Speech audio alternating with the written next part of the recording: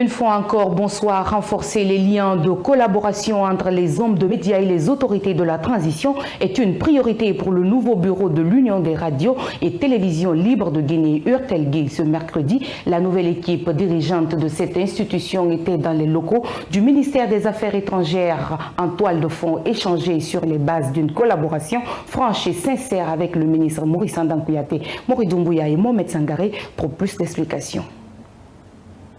Raffermir et consolider les liens de collaboration entre la corporation de la presse et les autorités de la transition est au beau fixe. Cette forte délégation de l'Union des radios et télévisions libres de Guinée dans les couloirs du ministère des Affaires étrangères, de l'intégration africaine et des Guinéens établis à l'étranger est une preuve qui prouve à suffisance la volonté. L'objectif est de créer un pont de collaboration dans un élan de transparence et de professionnalisme. Ami et partenaire des journalistes, Dr Maurice Ndankouyaté ouvre ses portes aux hommes des médias. Je ne suis pas spécialiste de la presse, mais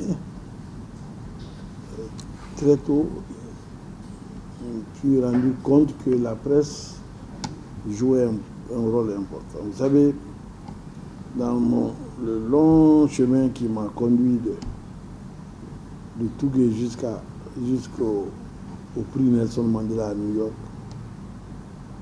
le premier pas qu'on a fait ici, c'était avec la presse. Personne ne veut vous dominer, y compris le chef de l'État, il ne veut pas vous dominer.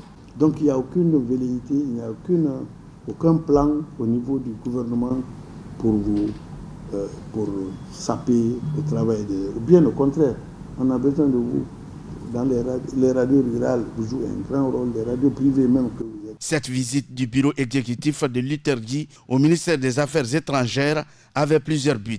Présenter le nouveau bureau au patron de la diplomatie guinéenne et parler du retrait des licences à certaines radios et télévisions du pays. Les échanges ont suscité espoir chez les hommes des médias. Donc on ne pouvait pas passer rencontrer le ministre des Affaires étrangères sans pour autant demander son aide à son tour par rapport à cette problématique, comme on l'a déjà fait par le passé avec beaucoup d'autres personnes, beaucoup d'autres ministres.